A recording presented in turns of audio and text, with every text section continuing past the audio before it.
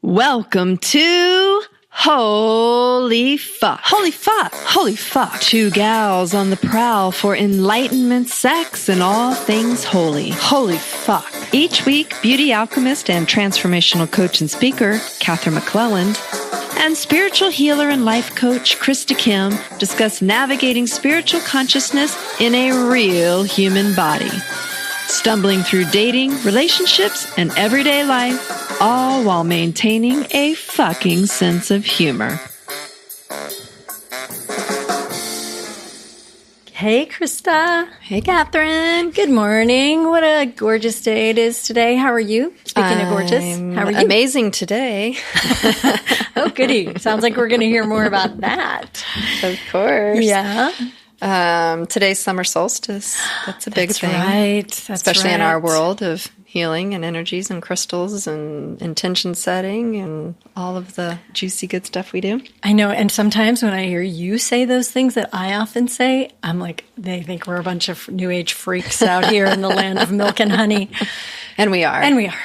And we're also very normal. But we have our feet on the ground, which is actually what makes us different from people who are floating in the stratosphere. And feet on the ground in California is a super important thing because we have such beautiful places to put our feet in the ground. We spend a lot of time in them. And we send that energy all the way around you all today, whatever your physical circumstances in the world are.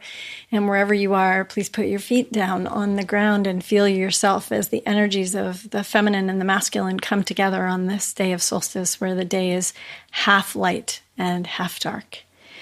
And so I would like to invite our listeners too, if they don't know what summer solstice is, or if they don't have a practice around it, just look into it. Doesn't mean you have to do anything. We're not saying you have to go like dance in a fire circle or anything, but just maybe look up what it is. And because I think people get kind of weirded out when we start talking about summer solstice or any of these other sort of sounds pagan. Yeah, right? It I sounds think pagan-y. people get People like, ooh.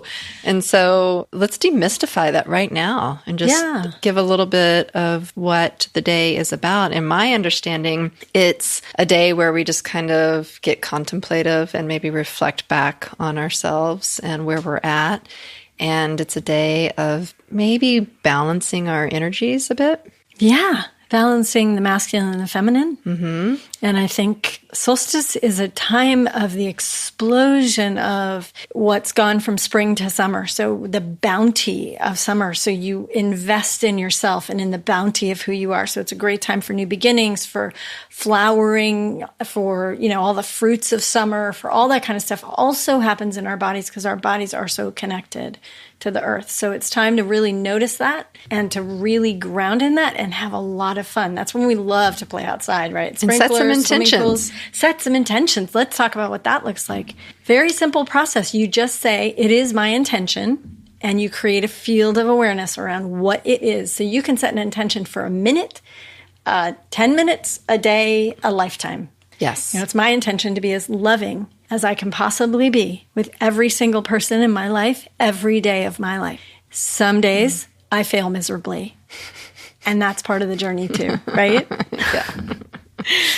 I really suck some days, really bad. No, I don't personally. You consciously suck. I suck at it some days when I get super triggered or I have my feelings hurt or I'm angry or something. Yeah, a story when you're human. Yeah, when a story gets lodged in my consciousness that's not true, then I can have really rough days about feeling like I love anything in my life, much less the people. So, well, I didn't even know summer solstice was coming because I don't really follow all of those different new moon, full moon, like all that stuff. It seems a lot for me.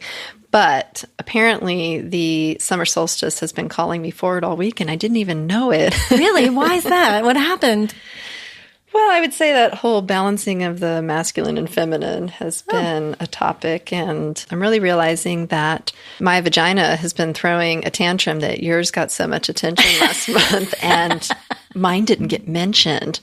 And I'm so sorry. It was so healthy and lovely that we didn't have to mention it. And I love it because last month, or when we did that podcast on Katherine's vagina, I remember saying like, yeah, those aren't my issues at all. That's not my experience. It's like, Spirit's like, all right, bitch. Well, look what I'm going to bring you.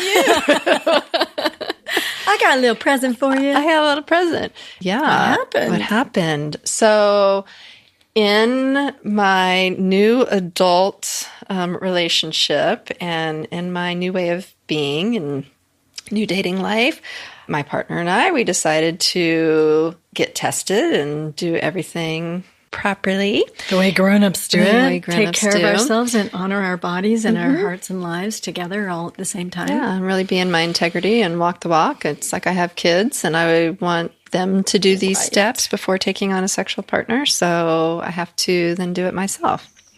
And with that, there was somewhat of a diagnosis that came back, and I was like, all right, here we go. Thanks, Katherine, for paving the way. And my vagina opened us to the possibility. Yeah. And really clearing and healing done so that we're all really super healthy. And I'm so glad that it's come to the surface so that you can heal it. Yeah, because if I wouldn't have gone in to have the STD panel done, they would not have looked into this diagnosis. Okay.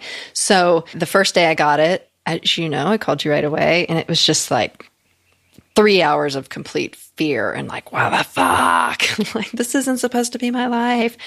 And you really heard me on that level and were able to sit with me through that.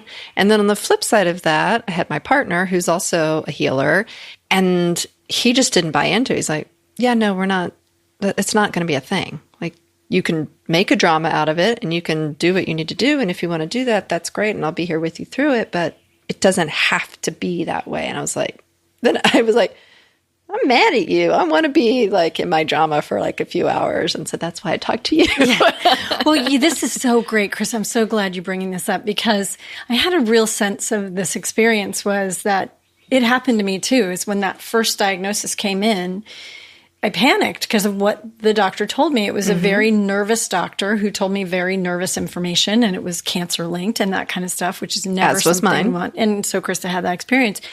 So it was almost like I did it, and then Krista was kind of watching herself do a similar thing that what happened to me. And then I had a ton of compassion because I just went through this. And the interesting thing for me is how many different healers we need in our lives.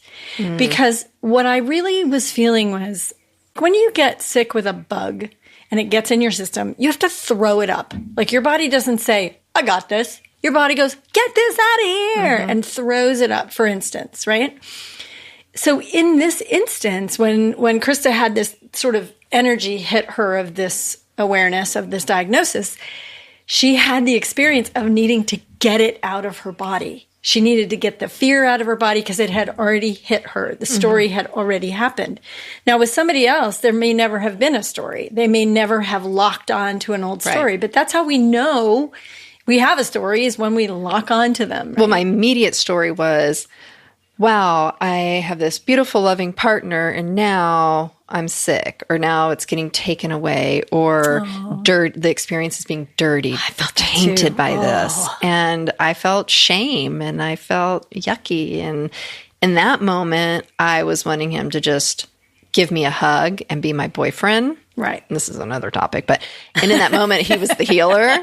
And so I get that he was working from the highest perspective, and I really appreciate that. But in that moment, I was like, can you just like give me a hug right now and tell me it's going to be okay? And then we can get to business doing the healing work. Yeah. And that's all the different levels of healing needs to happen. Like, you need to be heard. You need to have your story heard first. Like, throw it up, get rid of the information, get rid of the story, get rid of that sense of fear that's in your body so you actually can heal. Right. Right? Because there's probably something also like, why am I sabotaging this experience? What is it that life was feeling so good and so joyful and happy and perfect, and now somewhere inside of me, I'm needing to fuck it up or taint it with drama? Right. And that's not really what was happening. No. But that was the story that hit your body. And so you needed to get it up and out. So I think it's really important, because we've talked about all the chakra healing stuff. It's like you start from the lowest and you move to the highest. So we have to get the story out. We have to get our fear out of our body before we're available to the healing on the higher and higher attunement levels of energy. Right. And that's what we really want you guys to understand, is not that you have to do it any one specific way. And you might need a whole slew of healers. Right, which include doctors. There's the medical test, and there's medicines if we need it, and there's the processing the emotions behind it, and then there really is jumping into the higher perspective and the God perspective and viewing the diagnosis from that place. So that what we're talking about is not just like I could have just elevated to his perspective right away, and that would not have served me. For me, I need to process this from all levels. Mental, I need to understand what the information is that the doctor's giving me. It doesn't mean I have to believe it. True. That's right? a great distinction. That's why we're saying, I keep saying it's a diagnosis, because in my world, I am not latching on to this is what's happening. This is not going to be my story. So I want to understand what the diagnosis is. And then I want to look at the emotional component of it. Then I want to see the physical, what I need to do to take care of the physical symptoms and stuff in the moment. And then also seeing it through the spiritual perspective.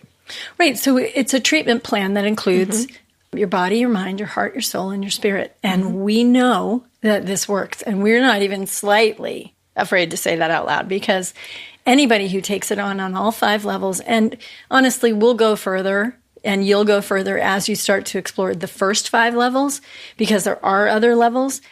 But let's just start there for now. Yeah, I got some levels too. If you go into a doctor's office, you're treating one level with one kind of medicine. And we're saying that the physical level needs different kinds of medicine, different kinds of support than just a medical doctor. But then there's all the other fields we're talking about, right? So I got to work right away with the emotional component behind it. So I started making my list.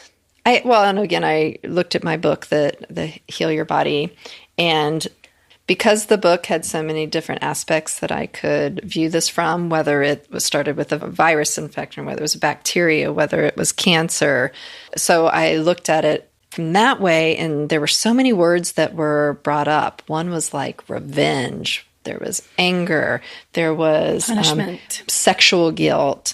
I was punishing myself. And the list kind of goes on. But what I did is I took that list and went, when did I experience that? What happened in my life where that attached onto me or attached somewhere in the cellular structure of my vagina? Identifying it and then doing the healing work around it, the forgiveness work of like, wow, I forgive myself for the misbelief that when I did this, this, and this, I was wrong, or I was a slut, or I was a bad mom, or back a bad to our lover. favorite word. Yes. So, sorry, I did it again. Called myself a slut. But there was a judgment I was holding, right? If I had this sexual partner at this age and I felt guilty about it, then I'm holding that trauma in my vagina. So I began my journey of looking at my history and things that I knew I was holding, and it brought up some massive clearings for myself. Yeah. But that was step 1. And can I add one thing into here right around step 1 also is that Krista and I, as we spoke about this earlier, we're also talking about the fact that you don't actually know if these things have happened to you in this lifetime. Again, we're talking about that space-time continuum and the accordion of things. And your egg was in your mother. You were in your grandmother's body because it was in your mother before your mother was born. So you've come through 2 generations of life before stored trauma through the DNA. So your DNA has all that in it. Your heredity has all that in it. So when we talk about clearing from the past and from the future, when you clear in this moment, in that space-time continuum, you actually clear things that happened before and things that might have happened in the future. So it's not direct, like, okay, if I clear this, my child won't feel this. It won't exist in the field anymore because I've cleared it. So as you go into those stories, you can easily start, if you're open to it, start opening to other stories that make no sense to you and that haven't happened in your lifetime. And you just let them be there and you just keep releasing the way you do with your own story, right? And then step 2 was I have the pleasure of having a boyfriend who's a healer. He's a pranic healer.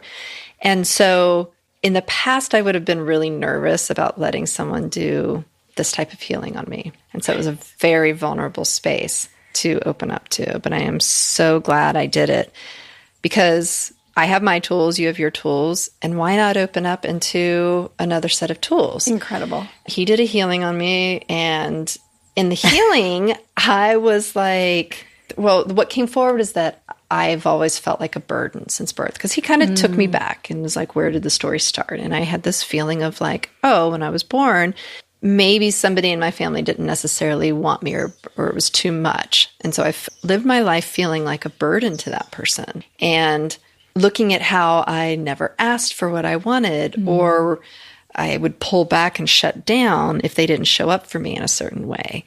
And so that word burden, I'd never heard that before for myself. And halfway through the session, the healing session, I was like, in my mind going, okay, I'm done. I'm done. I'm ready for this healing to be over. Like, stop. And I didn't say it out loud, but I was getting physically uncomfortable, and like, I just, and then I realized like, oh shit, even in this moment, I'm feeling like a burden to my boyfriend, that he's having to spend his time and his healing energy on me. I'm taking too much time. Does anybody in our audience feel those things? So what else is related? Let's just take a second to relate to, I'm taking too much time. What other things come up? I'm too much. Too much. I'm not worth all this attention. Who could possibly want to or need to spend this much time on me? Or how weak am I that I need somebody else's help? Oh, how weak am I that I need someone else's support? So I'm just checking in with our audience to have them check around inside themselves. And you don't have to be sick in order to handle these things. Because if these stories are running in your body, there's a way in which they're internalizing and they're messing with your body that you want to start clearing them out. You just want to give them up. And it's really easy as healers to spend our time healing other people. Yeah. And then when someone's, it's like a doctor not going to the doctor when they're sick, right? So it was hard in that moment for me to accept all of this love and attention and healing that was being offered to me. So I really had to check myself really quickly and go, relax, let him do his job, let him do what he needs to do. And if he's not done, it means that there's still energy that needs to be moved.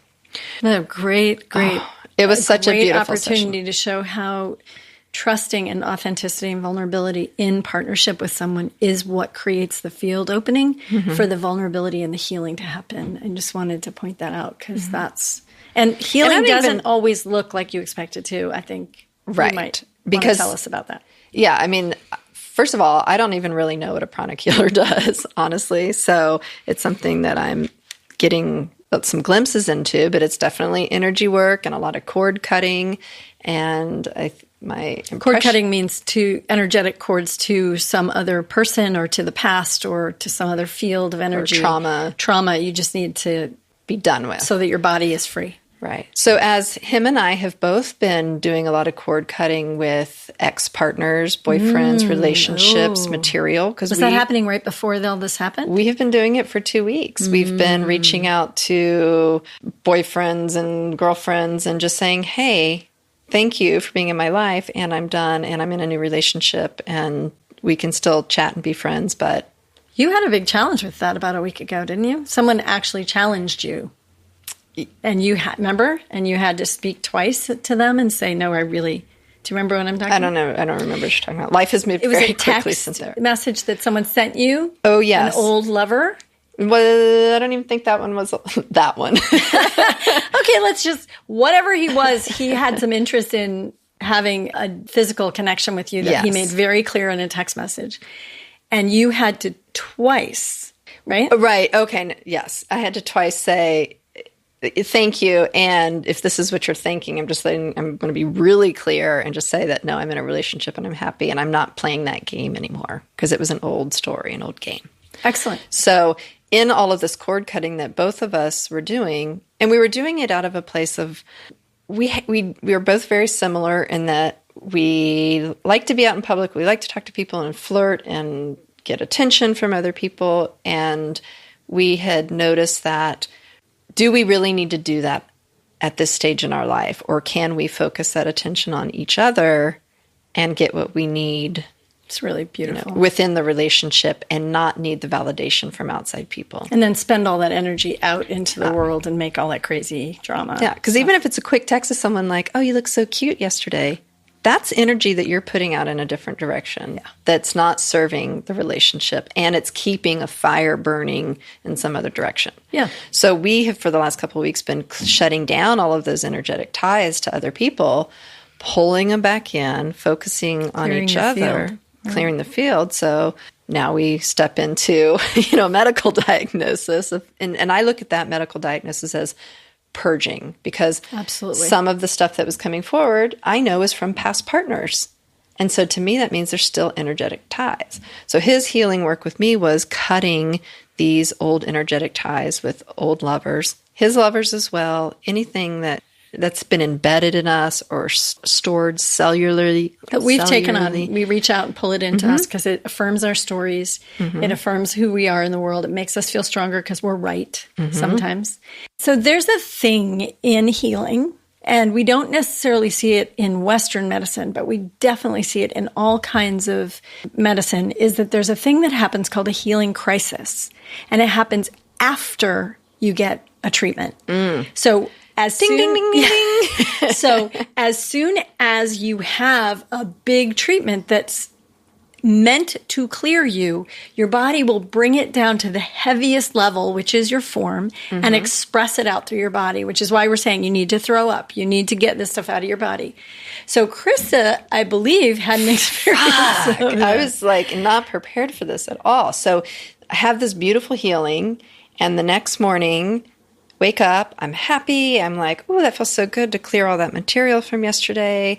And within 3 hours, I have a raging bladder infection and a herpes outbreak on my mouth.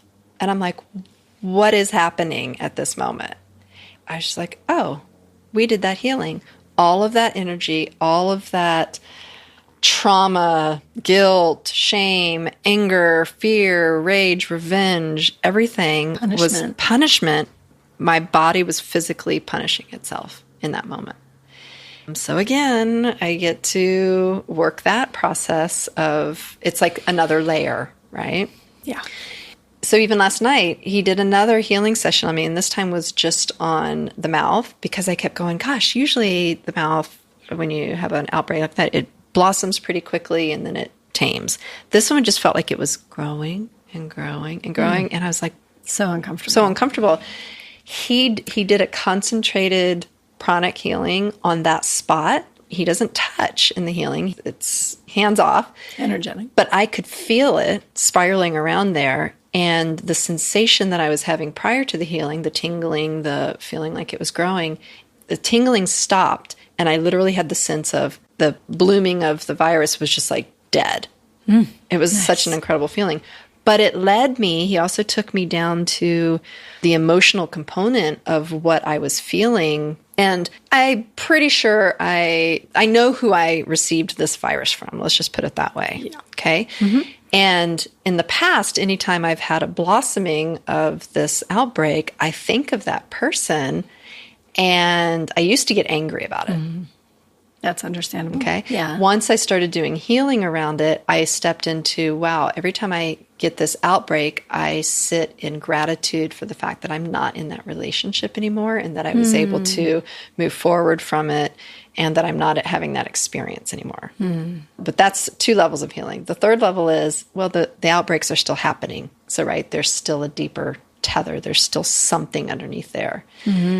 And great awareness. It took me back to one of my first sexual experiences where I was very young and I had a boyfriend, and he was super funny and we laughed a lot together, but I knew in my heart that he wasn't, he wasn't cute enough for me, and maybe he wasn't smart enough, and I had some other things in my young mind that I just knew that he wasn't my guy.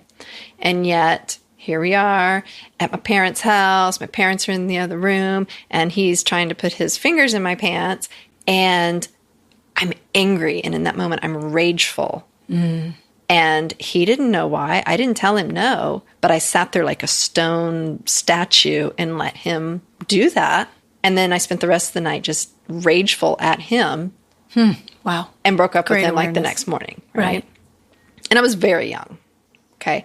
So cut to now this stage in my life, looking back at that pattern of continuously being in partnership with people who I might love, I might adore them, I might have so much fun with them, but there's a part that I'm going, they're still not quite the one. And yet I have told myself that it's okay. They're a good person, or I don't know what the word is. There is a word for it, but some form of your ego kicks in and says, they're not quite. good It's a way enough. that you stay in control, maybe. It's a way that maybe you can wrap your arms around it without feeling so vulnerable. Right, because if I choose a partner that is above me, meaning like they're more spiritual, they're sexier, they're smarter, they have more money, or whatever it is that I'm looking for, that all of a sudden in the past has felt very scary.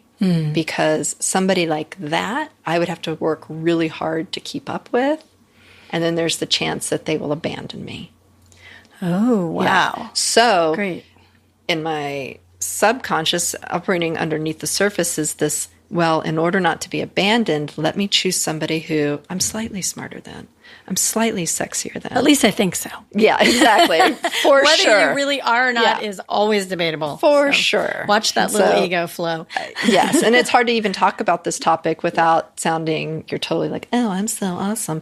Because it's not what I'm saying, but it's that inner knowing of I'm keeping myself safe in this relationship. It's just the way our humanity shows up with fear. It's full-on ego attack, and you would do it through superiority. Some people do it through inferiority. Mm-hmm. I'm not as good as you, so I'll be subservient to you. Right. Women know about that one too. We have so I was sides prostituting myself out. Basically, even in that young girl's mind, I gave my body over to somebody. It wasn't sex, but it was touching, and at that point, sort of sex. I mean, it's early sex. Yes, and I was giving it because he wanted it for his needs, and I betrayed myself. Yeah, you could feel that. Yeah, and I was rageful at him, but really, it's rage at myself.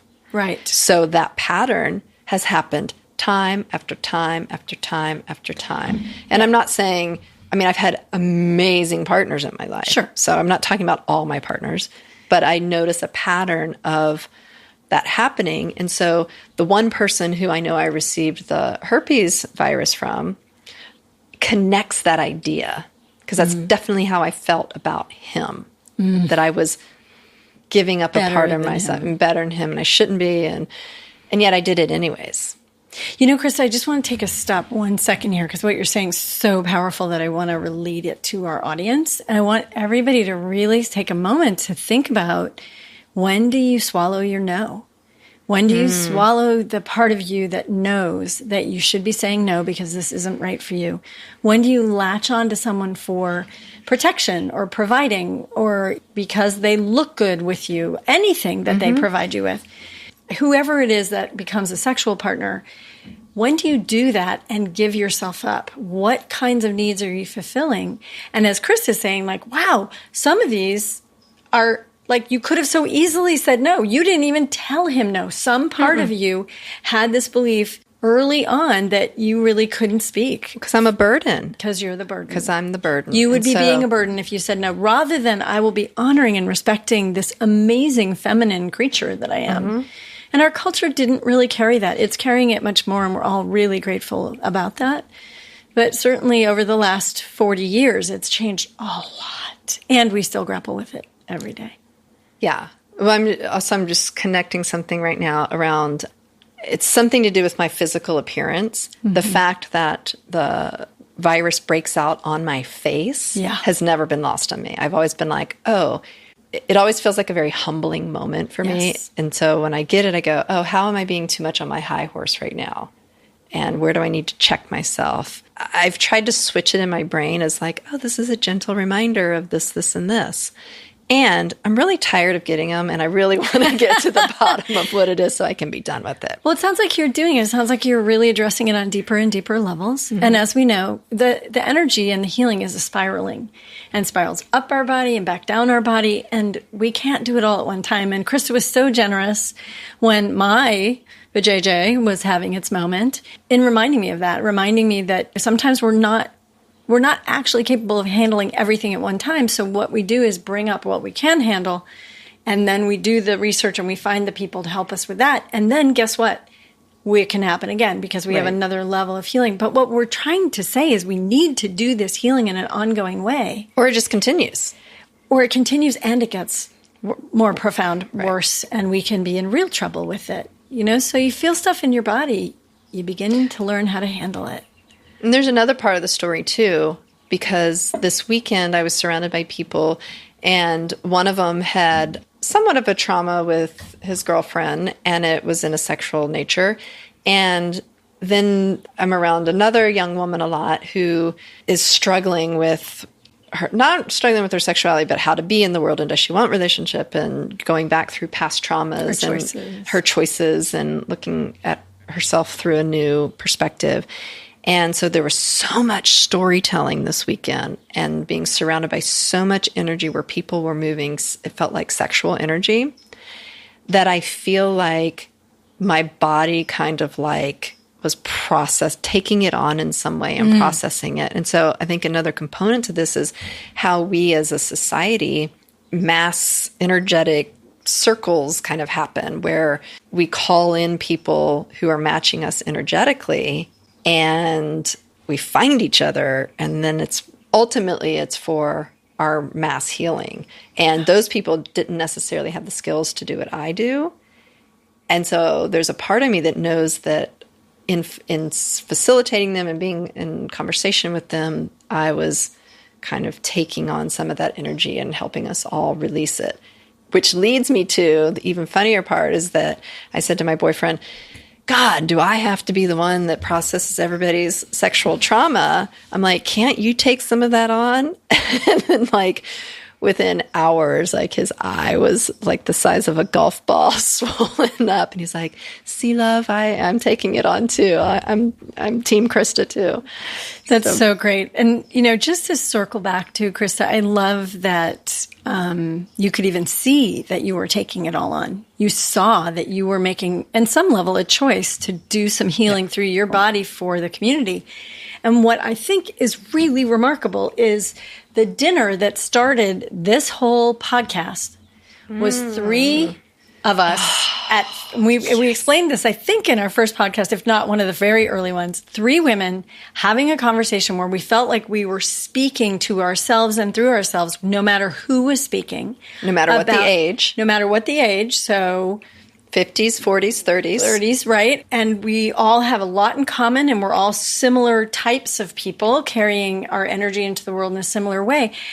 And since that conversation that was centered around our sexuality and our choices and all these incredibly, incredibly cool things we were discovering, all 3 of us are working with this same clearing happening in our bodies. And I do not think that is separated. It is that we brought it to the surface and we're ushering it out. And we've needed a lot of healing and a lot of help. And I'm curious at the amount of sexual healing that's needed in our culture that goes unspoken, that women are walking around with every day, and they think they're the only one. And it's like the 3 of us, 6 weeks after our first conversation, are having this massive experience where we all have very, very similar symptoms, all in the vagina, all clearing. Mm-hmm. And we do not have the same group of people. We're not like sleeping with the same crowd. We have no people that we are sexual with in common.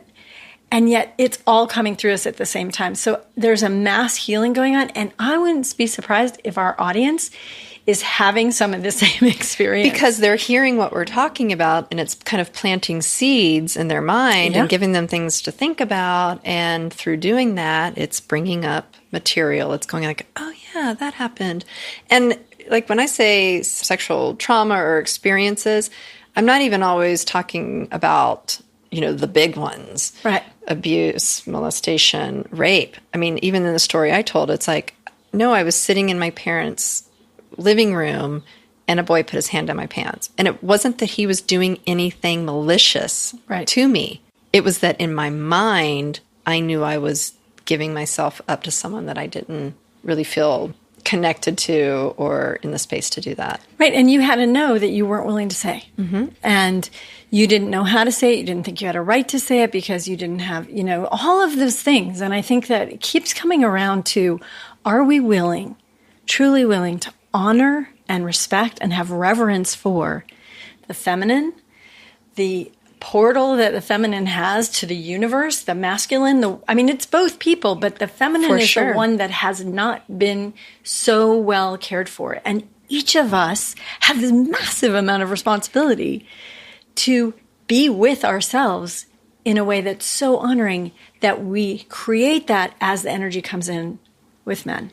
Yes. And I know that you've done that in your current relationship. I know that you've created that. And it's just so powerful. Well, and two things. So the reason I brought up the different levels of the traumas and stuff with the sexual organs is because I want our audience to understand just because you haven't been raped doesn't mean there's not trauma or emotion or little beliefs that were seeded. So there's these threads of things that have happened to us in our life. Whether it's we had a sexual partner and they go, oh, why is your bush so big? And then you go, then you're like shamed on how, the style of your bikini wax is. Right? Yeah. I mean, there's little things like that seem so silly, but they create shame and they create embarrassment. And then it's like, oh, now I'm scared to take my clothes off because maybe the next guy is going to think the same thing. So I don't know. I'm just trying to broaden the topic a bit. Yeah, thank you for doing that. I appreciate that. And other weird things happen, like when people smack you on the ass, it's a trespass. I will get into that because I don't know if I've ever told you this, but when I was in elementary school, I developed very early into 4th grade. Wow. So I definitely had boobs and butt and all of that stuff going on. And I would sit in the front of the class and the boys, when the teacher would turn her back to write on the board, they would run up the aisle, they would grab my butt and run back to their seats.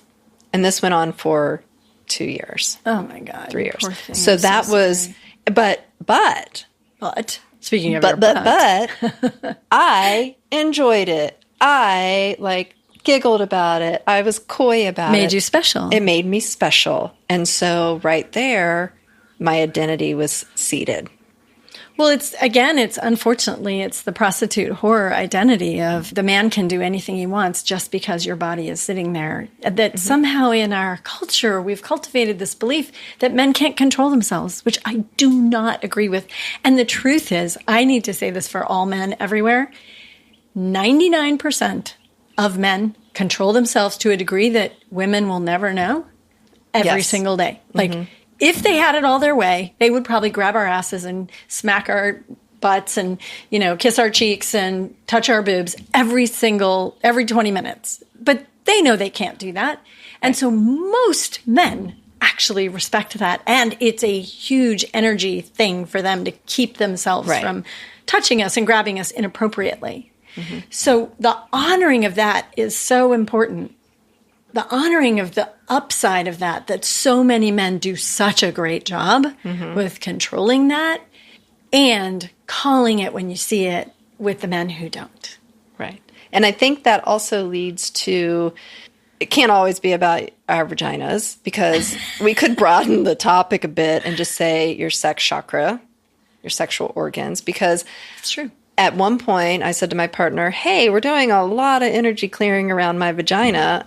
Have you ever thought to maybe look at your penis and say, hey, I wonder if there's any material there that Krista's now taking on? Because now that we're in partnership, since we are energetic beings, the minute you're in partnership with someone, their traumas are your traumas and their partners are your partners. And it's a flow back and forth. So if one person's clear, fantastic. But if the other one has issues, you're swapping. Yeah. Swapping issues. And we think a condom or a dental dam or any of those things are going to save us from this. And it's really not, because it's so much bigger a topic than that. Because it's not even just about, I'm not even talking about just STDs. I'm talking about energy and stories. And if say he's still thinking about an ex-girlfriend, or if she keeps popping into his head, he has to get to work on what is that tie, and he needs to cut the cord and clear that out, or he's not being of service to our relationship. Absolutely. It's great. So, what a big topic. It is a big topic because I think women think, oh, it's all about them and what they're going through. But no, men have material around it too. Oh, gosh, absolutely. Absolutely. And I think men are really good at saying they do. It's hard to be that vulnerable, but I think just because of the kind of beings that women are, it's easier for us to be vulnerable, at least with each other. Right. And I think one of the reasons that we're doing this show is because we knew we just needed to talk about sex. We just didn't know what part we were talking about. And believe me, neither of us thought we were going to be talking about our vajayjay health. Hey, if you would have told me that all this stuff was going to happen, all these medical things were going to happen to us once the podcast started, I'd be like, yeah, I think I'm a no. I'm a no. I would totally, holy fuck, are you kidding? No, we're not going to be talking.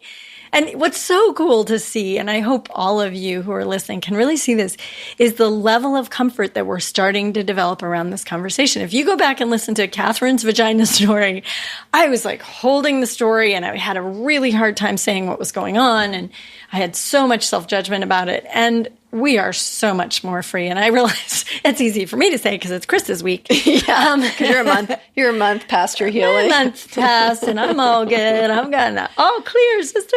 So I just want to celebrate that for a moment, that we're so much more available to the conversation, and women's health is so important. Well, we've taken the shame, like we were feeling shame around it before, and by speaking it over and over and over, we're letting go of the shame. And that's another topic to think about, is because whenever you're feeling shame about something, you're deeming it wrong, you're judging it as wrong. And as long as you have that belief inside, there's healing work to do. So in us just saying our truth, it's releasing any shame that we could then, I mean, I could not talk about this topic and not work through the emotions. I would and then make you. Yeah. And that could just carry it along and it could become part of my story for the next 40 years. Right? I don't want to do that. Fuck that shit. I'm like done. I've carried it long enough. Right. Today's the day we let it go.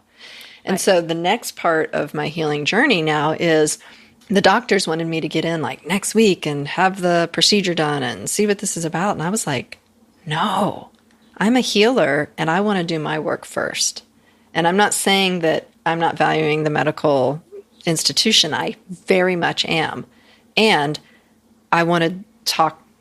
I never get the saying right. Walk the talk. Is it walk the talk? Walk the talk. Talk the walk. Walk the talk. Walk the talk. Yes. Yeah, so baby. I knew that if I made that appointment right away and went and did their way of doing things, I was basically then saying to the universe, I believe that I have cancer. I believe that what they say is true. I believe that if I don't go in the next week, I'm going to die. I believe that the only way through this is to go and get these medical procedures. And that's so against my practice and what I know to be true for myself. I've done a self-healing on myself before with my thyroid. I know the power that we have over our bodies. So if I made that appointment, it was like giving power to the misbeliefs, giving power to that diagnosis. Yeah, and I want to be clear too, Krista, just to make sure our audience knows this, is that you didn't cancel the appointment. No. There were two things, and you were being supported in this in two different ways. One is that we had a specific doctor that we were invested in you getting a chance to be with, who gave you an appointment a month away. And in order to be with that doctor, you had to wait a month. So it was almost like there was some kind of encouragement for you to do your healing work. And they said that it could wait. And they said, this can wait. They didn't say, come in here next week. And Krista said, no, I'm waiting a month and I'm going to do which is actually a choice some people will make. And I don't sound counter to that. I'm just saying in this case, there was really, it's okay. You can wait that time. None of this happens overnight. We just need to keep an eye on you. We want to do the medical testing. And then Krista gets to do the healing work, which could possibly save her from medical procedures and medicine. Yes, because in my mind, if I go next week, my healing work hasn't necessarily had enough time to take effect. Right. I didn't realize that I can bring on a bladder infection in 24 hours with healing. So I didn't think it would give me enough time to do my self-healing. So then I thought, well, then they're going to do the procedure. They're going to come back with certain findings, and then they might have another thing that they want me to do. And then I'm going to look back and be like, wow, I didn't do my work. And now I have this in my even more deeply seated that what they're saying is true. So I wanted to give myself, the scared part of me wanted to go, I need to get in there next week because I just want to know what it is and I want to be able to wrap my head around it and I want to free myself from it. And knowledge is power. I just wanted to know. And then I was like, but I don't want to think I want to know what they're going to say next week. I want to know what they're going to say in a month. Yeah. And so I had to release the fear of the timeline And I had to really get centered in my beliefs around the power of the mind and the spirit and how our body to heal itself. And so what's interesting is that I'm not even thinking about that diagnosis anymore. It's not in my consciousness as something that's going to be true for me. Yeah, I know that. That's the same thing that I had going on. Yeah, I'm just sitting with dealing with whatever comes up each day. And yeah, it's bringing these other little blips in the road, and I'm actually embracing them. So most people would be like, I can't believe I have to deal with this, bladder infection. I'm like, thank you, God, because in that, I feel like my system is just purging all of whatever that future story could have been. Is not happening. Right. I really respect that. And I think we both have had so many experiences with this. And this is what we want you guys to know. It's like we need to take every avenue of healing. We need to wrap them around ourselves. We need to listen to our intuition, open to what the universe is also supporting us with. Is there an appointment available? Is there, blah, blah, blah, blah, and just put it all together. Spend a lot of time and energy resting into your truth and then letting that guide your healing. And you are responsible ultimately for honoring, caring, taking care of, loving, healing, and bringing your body back into the wholeness that it already is. Yeah. And we just really want all of you to know how much power you have over your bodies. Absolutely. And we want you to know that right here and now, we hold a space of loving for you and for us, for Krista, for this moment. We actually can see that there's something that's happening in her body, but also for everyone out there. Just know that you're being held always in this field of healing, which is present for you. Just find it, let yourself rest into it, and then let your body do the work of healing itself. You don't have to do anything other than what you're guided to do and following up on what you're given to do. And prayers help. And I just prayers with that. Prayers help. Prayers help because they invite you into the calm and source rest. energy. Absolutely. Love it. So we're going to bless you with that as we leave today. Yeah. And I'm sure I will give an update later on after the appointment. But hopefully from now on, we don't have to talk about my vagina that much. Nor yours, nor our boobs, nor our health. Like, let's just put light ahead to, clear health and light around our bodies. Absolutely. And thank you so much. And just sending a blessing out to everyone today, all of you, women, men, all of us, humans, animals, trees, grass, rocks, and the sea. All of our land and all of the sky. We love you very much. Thank you for being here with us today. Bye, everyone. Bye, everyone. We want to connect with all you lovers of sex, spirituality, and all things holy. But unfortunately, you've got to make the first move, baby. That means heading over to holyfuckpodcast.com to find our new episodes and all the juicy deets about Katherine and Krista. You can also follow us on Facebook, Instagram, and Twitter at Holy Fuck Podcast to get up-to-date info on our new episodes and current happenings. And if you are seeking a more one-on-one experience, check out Katherine's offerings at katherinemclellan.com and visit Krista Kim Coaching to see what's shaking in Krista's world. Your spiritual evolution will thank you.